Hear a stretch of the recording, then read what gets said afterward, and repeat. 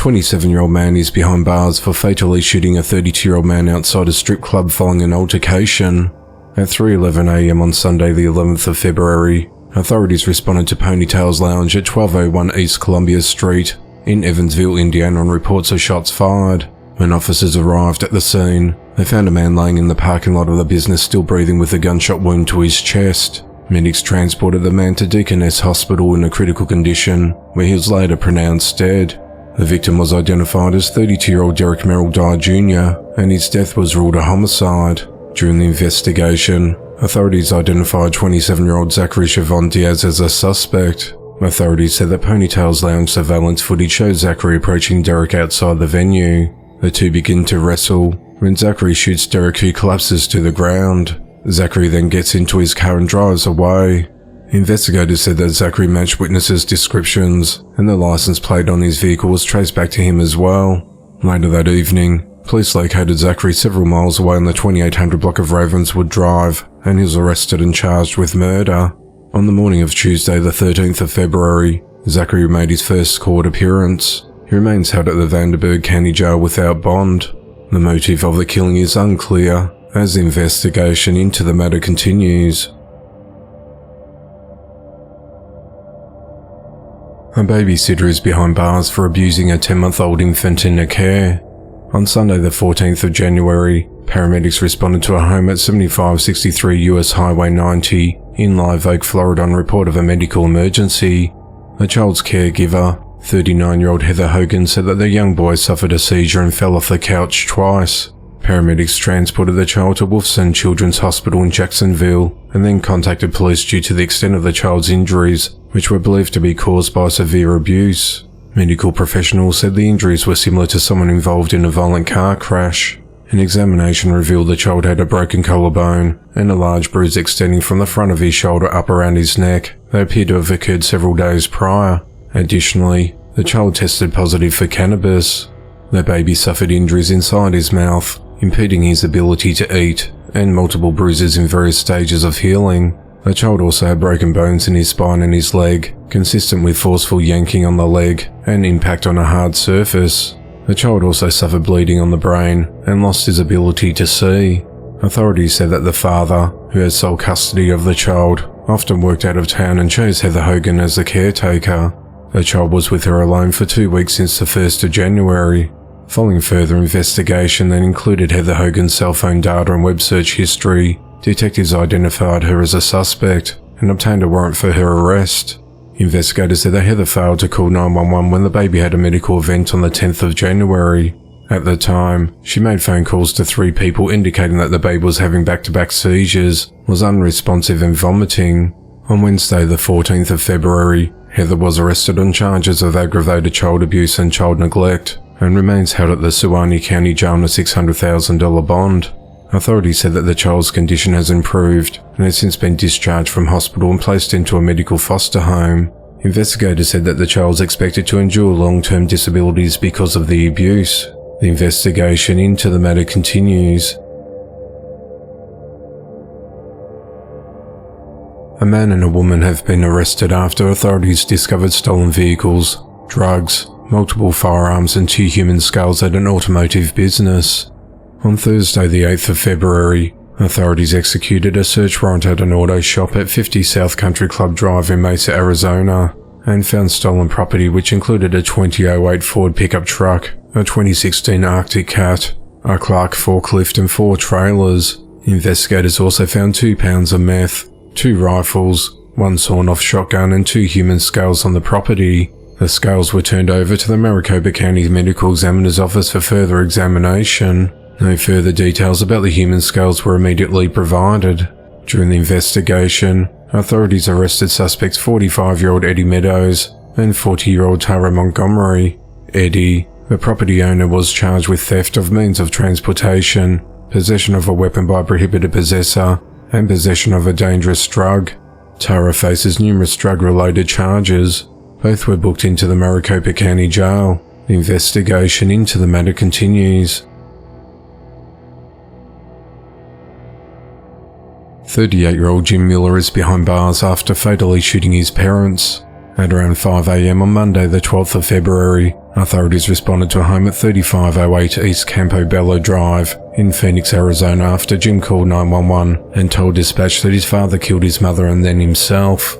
When the dispatcher asked Jim what happened, he said he did not know. While on the phone with 911, Jim spoke with a roommate and repeatedly asked who had come into the house. When officers arrived, they entered the premises and found Jim's parents, 73-year-old Sam Miller and 72-year-old Marjorie Valentine, deceased in their bedroom. The roommate told police that she has lived with Jim and his parents for several years. She explained that Jim suffers from mental illness and had been acting erratically at the house. She said that Jim had previously pointed a handgun at his mother and a roommate in 2018, and then fired into the ceiling before shooting himself in the head. The bullet grazed him and caused some injuries. Jim was arrested for the incident, but his parents later allowed him to return home.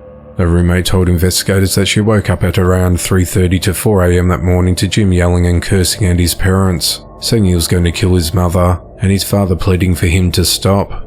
She said that she heard two loud pops as if someone was being thrown against the wall of the parents' bedroom. Detectives asked if she believed those were gunshots, and she said she was unaware if there was any guns in the house at the time. While questioned by officers at the scene, Jim said that he didn't know what happened. After Jim was taken in for further questioning, police confronted him and said he was not telling the truth. He then confessed to shooting his parents with his father's shotgun. He said he had the perfect relationship with his parents, but then cited incidents when his father would drink, become violent and hurt his mother. He then went on to say the reason he killed them. He said that they raped him when he was a baby and heard them talking about it a week ago. He claimed they were taunting him about it, so he snapped and shot them. Jim said he had taken meth to calm himself down after he'd snapped. When describing the moments that led up to the shooting, Jim said he didn't know who he had shot first and that he blacked out during the incident. He said he was diagnosed with bipolar, schizophrenia, depression and anxiety, but police said he hadn't taken his medication and has been doing well without it. He also said that he'd been homeless for a time. In June last year, Jim was arrested on felony charges for having drugs, including meth and damaging his parents' home. A judge suspended the charges to allow him to participate in the Maricopa County Serious Mental Illness Felony Diversion Program instead of jail time in that case. Police said that Jim had drug problems since he was 13. Jim was booked into the Maricopa County Jail on 2 charges of first-degree murder, and he's been held without bond. The investigation into the matter continues. A 44-year-old man is behind bars and is accused of killing a woman and leaving her remains in the trunk of a car. At around 2 a.m. on Thursday the 15th of February, authorities responded to multiple calls regarding a possible vehicle collision along Bardsley Avenue near La Spina Street in Tulare, California. When officers arrived at the scene, they observed a car on fire. Police said the vehicle was on the road, but hadn't been involved in a crash. After Tulare firefighters extinguished the flames, officers found the body of a 57-year-old woman from Los Angeles inside the trunk. Police have not disclosed the victim's identity or whether she died before or after the fire engulfed the car. During the investigation, detectives identified Branden Howard as a suspect in the woman's death. Police located Branden and performed a traffic stop 18 hours after finding the female's remains and took him into custody on suspicion of murder. The relationship between the pair and the motive of the killing is unclear, as the investigation into the matter continues. 27-year-old Jerod Beaulieu is behind bars after he tried to attack deputies with a machete and a knife. At around 1:30 a.m. on Monday the 12th of February, authorities responded to a home in the 600 block of Nordic Avenue Northwest in Bemidji, Minnesota on reports of a man armed with a knife and holding a syringe to someone's neck. When deputies arrived at the scene, they found Jerod standing on the front deck of the residence holding a large knife and a machete, and he appeared to be on drugs. Deputies told Jerod that he was under arrest and tried to get him to drop the weapons. Deputies said the de-escalation techniques weren't working, so they requested negotiators to respond to the scene. During negotiations, Jerod hit the deck with a machete aggressively. After almost 15 minutes of negotiations, Jerod jumped over the railing of the deck and charged at deputies armed with a knife and a machete. A deputy deployed a pepper ball gun, hitting Jerod multiple times. He fell to the ground and was taken into custody. Jerod's charged with 3 counts of second-degree assault and remains held at the Beltrami County Jail. The Tulare County Sheriff Jason Riggs said that in a situation where deadly force would have been justified, deputies were able to use their training, teamwork and restraint to end the situation without any serious injuries to Jerod or law enforcement. 30-year-old Demetrius Fisher is behind bars and is accused of stabbing his girlfriend's 9-year-old daughter multiple times. At around 10:45 a.m. on Thursday the 15th of February, authorities responded to a home at 38500 North Manor Avenue in Beach Park, Illinois on a call of a stabbing. When first responders arrived, they found a 9-year-old girl in a critical condition with multiple stab wounds, and she was transported to the Advocate Condor Medical Center in Libertyville for surgery. Authorities said that Demetrius lived at the home with the girl and her mother. The child's mother got a phone call at work from her daughter's school that morning asking why she wasn't there. The mother rushed home, and as she arrived, she saw Demetrius leaving and running away. When the mother entered the residence, she found her daughter lying in a pool of blood on the kitchen floor with severe injuries. She then called 911 screaming that her daughter had been stabbed. Deputies learnt that Demetrius boarded a bus and was likely going to a nearby train station. They then located him at the Waukegan Metro station, where he was placed under arrest. Prosecutors said that Demetrius admitted to trying to kill the 9-year-old child by stabbing her repeatedly and was shocked to learn that she was still alive. He was charged with attempted first-degree murder and booked into the Lake County Jail. He made his first court appearance the following morning, where he was denied bond. His next court appearance is scheduled for the 12th of March. The motive of the attack is unclear, as the investigation into the matter continues.